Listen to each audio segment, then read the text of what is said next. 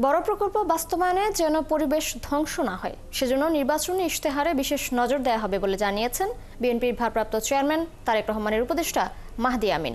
আর পরিবেশ ও বন উপদেষ্টা সৈয়দা রিজওয়ানা হাসান তরুণদের উদ্দেশ্যে বলেন, পরিবেশ রক্ষার আন্দোলন জোরদার করতে হবে। শনিবার রাজধানীর পরিবেশ অধিদপ্তরের অডিটোরিয়ামে manifesto talk youth environment and climate শীর্ষক আলোচনায় এসব কথা বলেন আলোচকরা। হাবিব রহমানের প্রতিবেদন।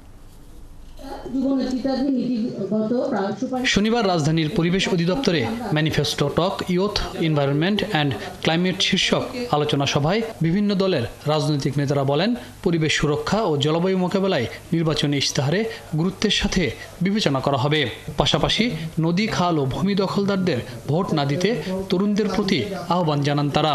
একেবারে দলমত নির্বিশেষে যারা এগুলোর সাথে যুক্ত আছেন তাদেরকে চিনে রাখেন এবং তাদের জন্য ওরা যে কোনো মার্কা নিয়ে দাঁড়াতে কেন তাদের জন্য কোনো ভোট নয়। আর যদি কোনো কারণে না যেতে পারি তাহলে যেই যাক আগামী নির্বাচনের পর সরকার পরিচালনায় তার মাথা খারাপ করে দেবো যতক্ষণ পর্যন্ত আপনাদের এই কথাগুলো তারা না মানে। এই সচেতনতা বোধ না আসে, দায়িত্বশীলতা না আসে, অ্যাকাউন্টেবিলিটি না আসে, রেসপন্সিবিলিটি না আসে, তাইলে শুধু বাজেট দিয়ে আর ম্যানিফেস্টোতে কিছু কথা বলা হয়।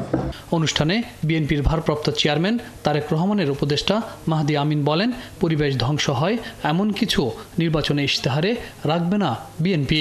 কখনো কোনো মেগা প্রজেক্ট নামে যে মেগা করাপশন হয়েছে সেখানে সত্যিকার এনভায়রনমেন্টাল ফিজিবিলিটি স্টাডি করা হয় নাই। আমরা বিএনপির দিক থেকে একটা সিদ্ধান্ত নিয়েছি, এইসব তথাকথিত মেগা প্রজেক্ট ইনশাল্লাহ ভবিষ্যতে আর কখনো বাংলাদেশে হবে না। এটা আমাদের একটা দায়বদ্ধতা। গবেষকরা জানান, পরিবেশের সংকট কাটাতে রাজনৈতিকভাবে সমাধান করতে হবে। আমাদের যে 30 মিলিয়ন লোক উদ্বাস্ত হবে আমরা বলছি, সেটার জন্য জাতীয়ভাবে কোনো কিছু আমরা করতে পারিনি।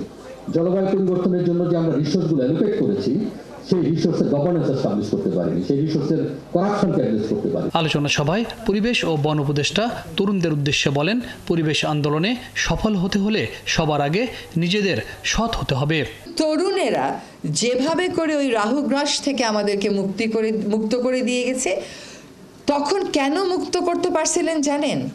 নির্ভীক ছিলেন, জীবনের মায়া করেন নাই, স্বার্থের কথা ভাবেন নাই। তারপরে যখন পট পরিবর্তন হলো, নানান স্বার্থের হিসাব নিকাশ চলে আসলো। তো ওই স্বার্থের হিসাব নিকাশটা আনা যাবে না।